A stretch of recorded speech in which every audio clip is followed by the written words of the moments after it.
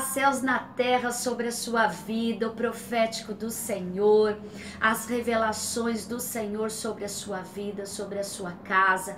E eu quero profetizar que esta palavra que vamos estar pregando, estar ministrando, vai atingir o seu coração, vai atingir a sua família, vai atingir o seu ministério e vai fazer toda a diferença ainda neste ano na sua vida e no seu ministério. O tema de hoje é carros de fogo.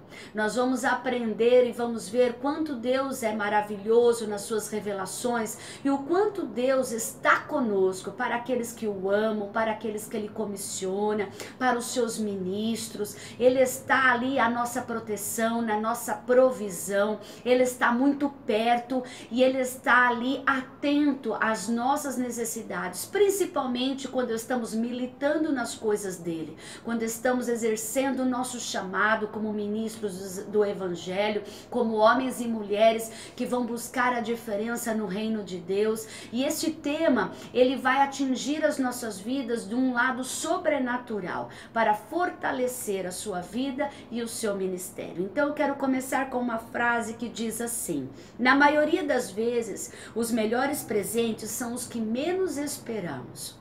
Essa frase, ela me fez muito forte, muito sentido no meu coração, porque valorizamos coisas muito grandes, gostamos de presentes grandes, valiosos, porém, nós sabemos que Deus nos dá a graça ali, de graça, às vezes pequeno, às vezes insignificante, mas neste tempo o Senhor pode colocar sobre as nossas vidas ali um valor essencial. Ele pode colocar ali um valor que excede todo o entendimento. A graça de Jesus sobre as nossas vidas é isso. Veio de graça. Muitos ali nem estavam entendendo aquilo, mas Jesus estava mostrando que é nas pequenas coisas, nos pequenos momentos, nos pequenos presentes, que ali estão os melhores resultados. Então, sobre isso eu quero que você abra em 2 Reis, capítulo 6. Nós vamos ler alguns versículos que diz assim, a partir do versículo 8 de 2 Reis, capítulo 6. E o rei da Síria fazia guerra a Israel e consultou com os seus servos, dizendo: em tal e em tal lugar estará o meu acampamento. Mas o homem de Deus enviou ao rei de Israel, dizendo: guarda-te de passares por tal lugar, porque os sírios desceram ali. Pelo que o rei de Israel enviou àquele lugar, de que o homem de Deus lhe falara, e de que o que tinha avisado, e se guardou ali, não uma nem duas vezes. Até aqui por enquanto. O que o Senhor está dizendo para nós aqui? Que o Senhor fala conosco. O Senhor fala com aqueles que Ele comissiona. O Senhor dá livramento àqueles que Ele comissiona.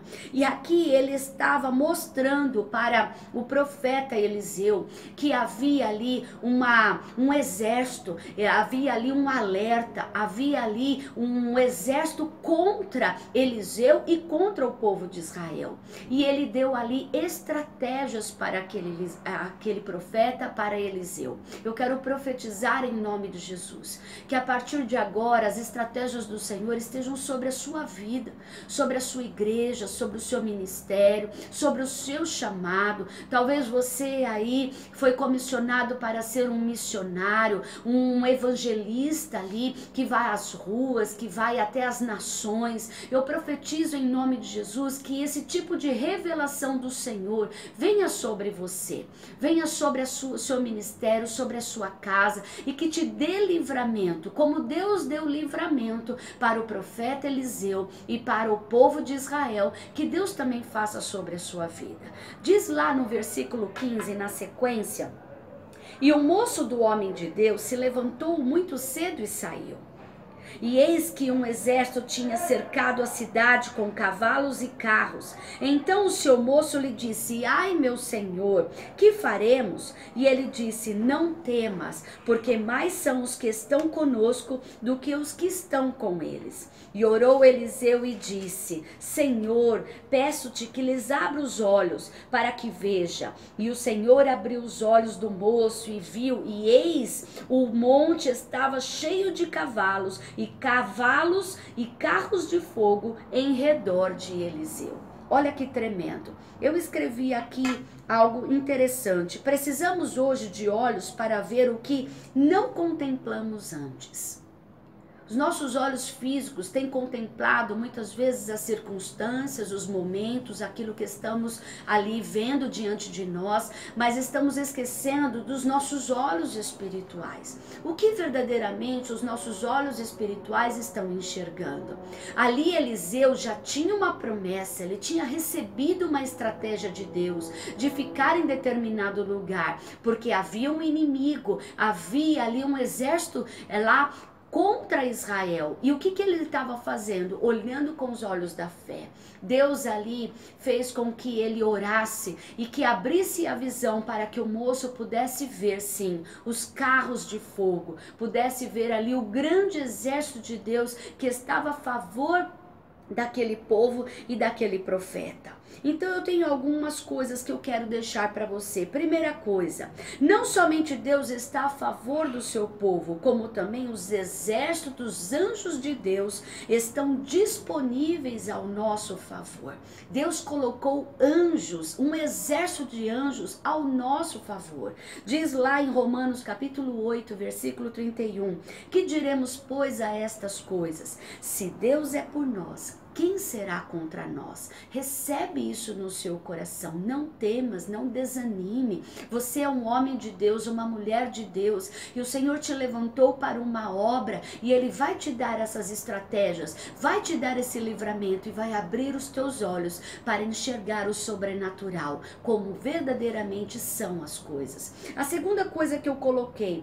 Todos os que creem na Bíblia devem orar. Pedindo para que Deus livre dessa cegueira espiritual. Como Deus ali mostra na sua palavra que Eliseu orou para que o moço enxergasse aquele grande livramento, hoje que haja esse grande livramento na sua vida, que você seja curado nos seus olhos, na sua cegueira muitas vezes espiritual por causa de tantos ataques, de tantos estratagemas do inferno, de tanta opressão. Muitas vezes estamos ali com a nossa visão deturpada, com uma nuvem na nossa frente, com muita fumaça, e o Senhor hoje está clareando a sua visão, para que você enxergue as estratégias de Deus para o seu ministério e para a sua igreja.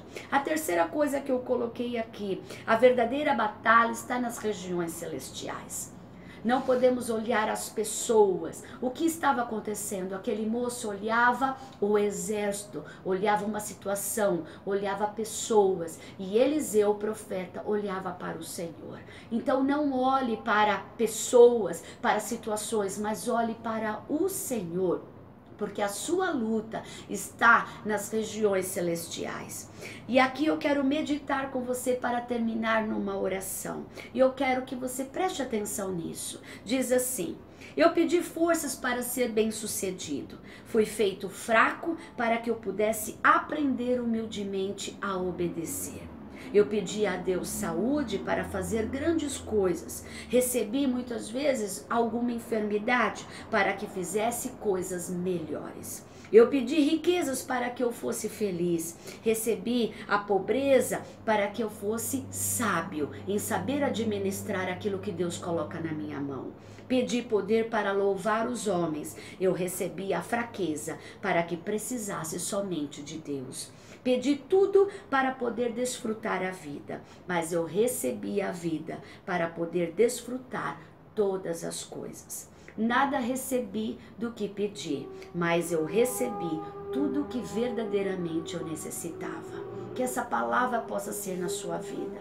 Que você venha receber tudo que o seu ministério, que o seu chamado e que a unção que o Senhor determinou sobre a sua vida verdadeiramente necessite. Quantas coisas queremos, mas nem todas convêm sobre a nossa vida.